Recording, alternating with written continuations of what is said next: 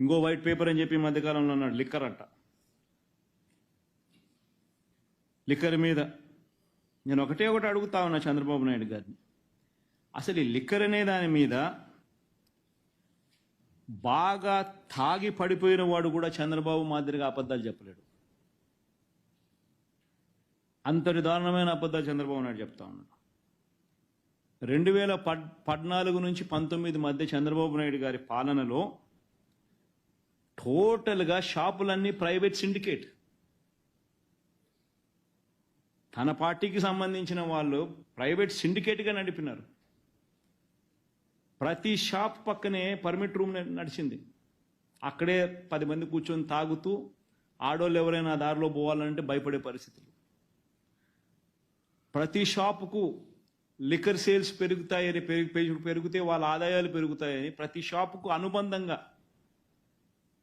4,300 షాపులుంటే 43,000 belt షాపులు ప్రతి గ్రామంలో నడిచాయి.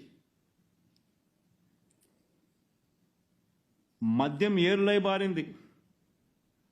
24 గంటలు దొరికే కార్యక్రమం. ఏ షాపులో అయినా కూడా ఎంఆర్పి కన్నా 25% ఎక్కువ రేటుకు అమ్మేవారు. ప్రతి షాపులో ఎక్కడ కూడా ఎంఆర్పికి అమ్మేది కాదు, ఎంఆర్పి కన్నా ఎక్కువ రేటుకు అమ్మేవాళ్ళు. దాన్ని స్కామ్ అంటారా?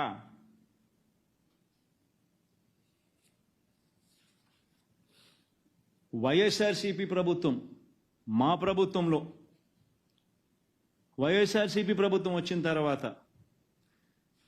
మద్యాన్ని నియంత్రిస్తూ తాగుతే మనుషులు చెడిపోతారని చెప్పి తాగుడు తగ్గించాలని, కుటుంబాలను బాగుపరచాలని 4,380 షాపులను 33% తగ్గించి 2,934 షాపులకు తగ్గించినాం.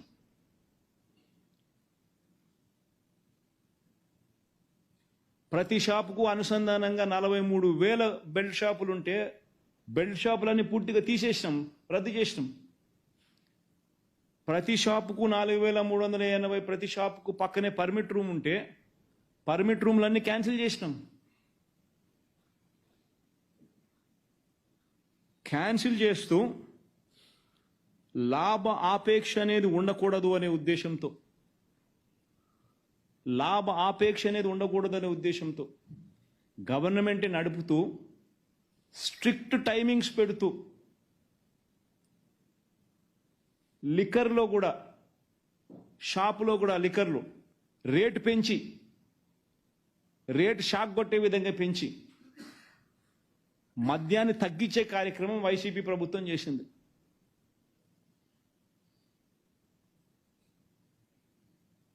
ఆశ్చర్యం ఏమిటంటే ఇదే పెద్ద మనిషి చంద్రబాబు నాయుడు గారి హయాంలో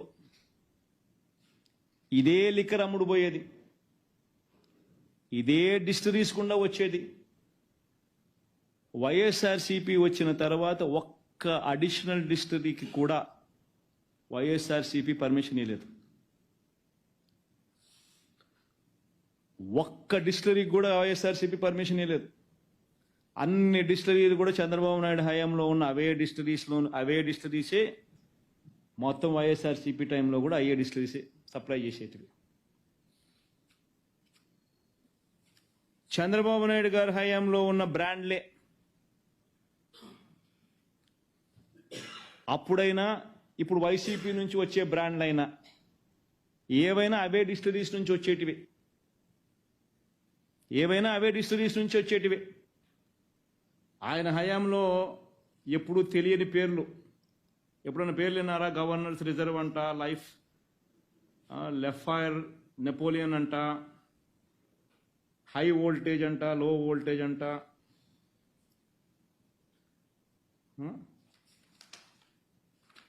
చదువుతావు సరేనండి, బాగా ఇంట్రెస్టింగ్గా ఉంది.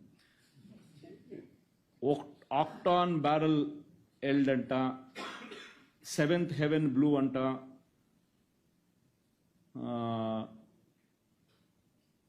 ఈ పేరుతో 15 బ్రాండ్ల విస్కీ బ్రాందీ చంద్రబాబు ప్రభుత్వం 2018 అక్టోబర్ 26లో అనుమతిచ్చింది. ఇంకా హై వోల్టేజ్ అంట, వోల్టేజ్ గోల్డ్ అంట, ఎస్ఎన్జి అంట, బ్రిటిష్ ఎంపైర్ అంట, బ్రిటిష్ ఎంపైర్ అల్ట్రా బ్రాండ్ అంట, రాయల్ ప్యాలెస్ అంట, న్యూ కింగ్ అంట, సైన్ అవుట్ అంట, బ్రాండ్ల విస్కీ అంట. ఇది 2018 నవంబర్ 9న అనుమతి ఇచ్చారు ఎలక్షన్లప్పుడు.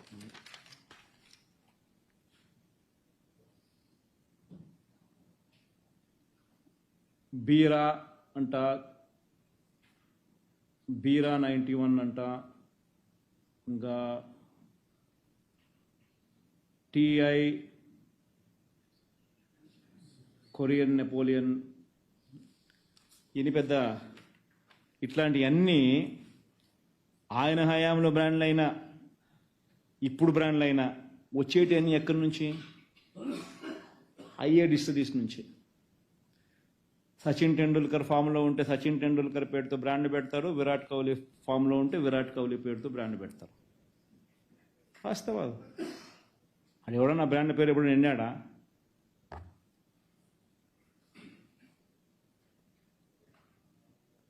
ఆ టైంలో మద్యం విషపు అవశేషాలు ఉన్నట్టు చెన్నైలోని ఎస్జిఎస్ ల్యాబొరేటరీస్ పేరిట ఒక తప్పుడు నివేదిక టీడీపీ ప్రచారంలోకి తెచ్చింది. అయితే అలాంటి నివేదిక ఏది తాము ఇవ్వలేదని ఆ సంస్థ తామే చెప్పింది. ఎస్జిఎస్ సంస్థనే తప్పు ఇది, మేము అటువంటి రిపోర్ట్ మేము ఇవ్వలేదు అని చెప్పి ఆ సంస్థే చెప్పింది. అయినా కానీ లిక్కర్ సేల్స్ తగ్గాలని చెప్పి, తగ్గించాలని చెప్పి తప్పుడు ప్రచారం చేశారు. మరి వైఎస్ఆర్సీపీ ప్రభుత్వంలో ఏ డిస్టరీస్ అయితే మద్యాన్ని సరఫరా చేస్తున్నాయో గతంలో కూడా చంద్రబాబు నాయుడు హయాంలో అయ్యే డిస్టరీసే సరఫరా చేసినాయి. అంతెందుకు, ఇప్పుడు 52 రోజులు అయిపోయింది నేను వచ్చి, అయ్యే డిస్టరీసే మళ్ళీ సప్లై చేస్తూ ఉన్నాయి. మళ్ళీ ఆయన హయాంలో ఏమో అమృతము, వైసీపీ హయాంలోకి వచ్చేసరికి అవి విషమా? మళ్ళీ ఇప్పుడు ఆయన హయాంలోకి వచ్చేసరికి అయ్యే బ్రాండ్ మళ్ళీ అమృతమా? అయ్యే డిస్టరీస్ నుంచి వచ్చే మధ్య మళ్ళీ అమృతమా? అంటే ఏదైనా కానీ చెప్పేసరికి ఫండమెంటల్ క్వశ్చన్స్ కొన్ని అడగాలి, బుర్రలో నుంచి తట్టాలి. ఎవడైనా కూడా మద్యం అనేది వాల్యూమ్స్ పెంచితే డబ్బిస్తారా, వాల్యూమ్స్ తగ్గిస్తే డబ్బులు ఇస్తారా? ఆలోచన చేయాల. లంచాలు తీసుకునేవాడు ఎవడు వాల్యూమ్స్ పెంచితే ఇస్తాడా, వాల్యూమ్స్ తగ్గితే ఇస్తాడా?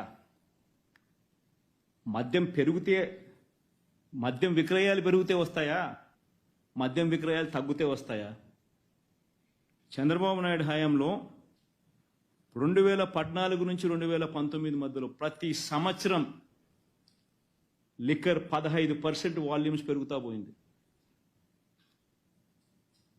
పెరుగుతూ పోయి 2018-19 వచ్చేసరికి ఆ వాల్యూమ్స్ సంబంధించిన షీట్ ఉంటే కృష్ణ, వాల్యూమ్కి సంబంధించి 2018-19 వచ్చేసరికి మద్యంలో లిక్కర్ 3 కోట్ల 84 లక్షల కేసులు. 2018-19, mark these words, these numbers. 2018-19 Chandrababu Naidu last year liquor 3.84 లక్షల కోట్లు, 3.84 కోట్ల కేసులు, 3.84 కోట్ల కేసులు, 3,84,00,000 కేసెస్ విక్రయిస్తే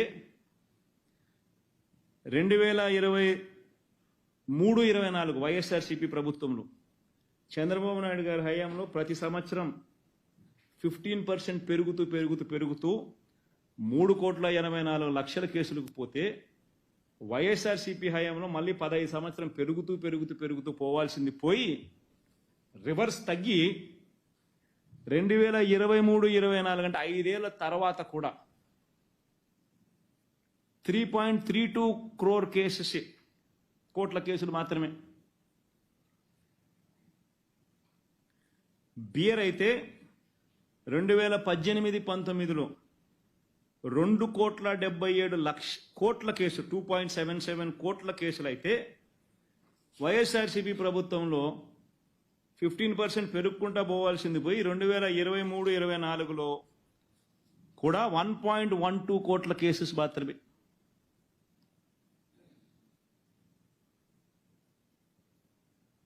రివర్స్. ఆదాయం చూస్తే ఆదాయాలు వెరీ ఇంపార్టెంట్.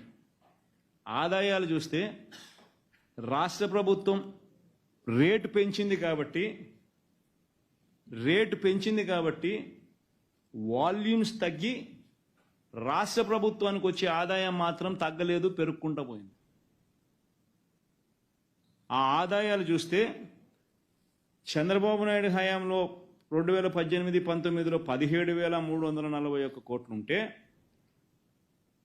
వైసీపీ ప్రభుత్వంలో ఆ 17,341 కోట్ల రూపాయలు పెరుక్కుంటూ 10 సంవత్సరాలు పెరుక్కుంటూ పోయి 2023-24లో 25,000 కోట్లకు ఎగబాకింది.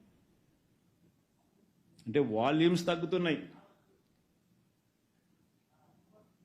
రెవెన్యూస్ రాష్ట్ర ప్రభుత్వానికి పెరిగాయి. లాజిక్ ఒక్కసారి ఆలోచన చేయాలి. వాల్యూమ్స్ పెంచిన చంద్రబాబుకు లంచాలు ఇస్తారా? లేకపోతే పెంచుతానని చెప్పి అదే పనిగా చెప్పి మరీ పెంచుతామని ఆయనకు లంచాలు ఇస్తారా? లేదా వాల్యూమ్స్ తగ్గించి ఉక్కుపాదం మోపుతూ టైమింగ్స్ కుదించి వాల్యూమ్స్ తగ్గించే విధంగా చర్యలు తీసుకున్న ప్రభుత్వానికి లంచాలు ఇస్తారా? సెన్స్ అనేది ఉండాలా, కామన్ సెన్స్ ఉండాలా, లాజిక్ అనేది ఏదైనా మాట్లాడేసరికి.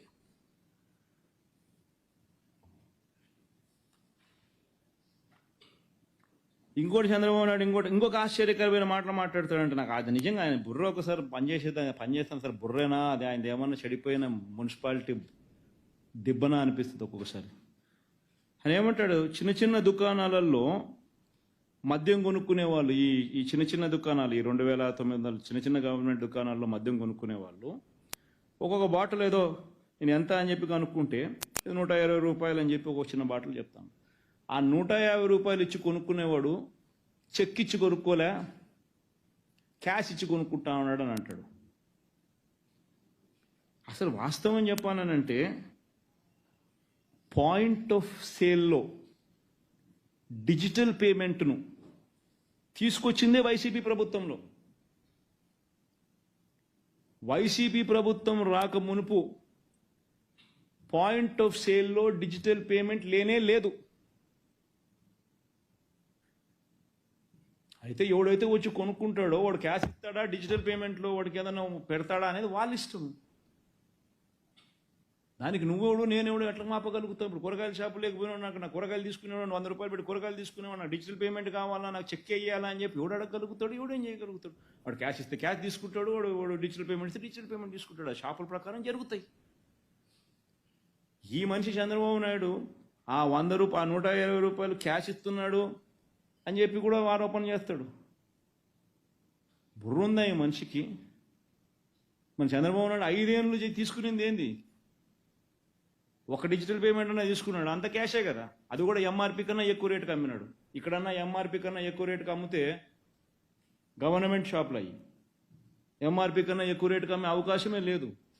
ఎంఆర్పి రేట్ ఎంత ఉంటే అంతే అమ్మాల. గవర్నమెంట్ షాప్ ఇది, అక్కడ ప్రైవేట్ షాపులు. ఏ షాపు కూడా గవర్నమెంట్ ఎంఆర్పి రేటుకి అమ్మిన దాఖలాలు ఎప్పుడూ లేవు గతంలో. మరి అది స్కామా, ఇది స్కామా? నోరు తెరిస్తే అబద్ధాలు, నోరు తెరిస్తే మాట్లాడాలి. అసలు గవర్నమెంట్ చేస్తూ ఉంది వ్యాపారం, ఆదాయం గవర్నమెంట్కి వస్తూ ఉంది. చంద్రబాబు నాయుడు హయాంలోనే డిస్టరీస్ 20 డిస్టరీస్ గవర్నమెంట్కు మద్యం సప్లై చేస్తూ ఉంటే 14 డిస్టరీసు చంద్రబాబు నాయుడు స్వయంగా లైసెన్స్ ఇచ్చి కమిషన్ చేయించినాడు.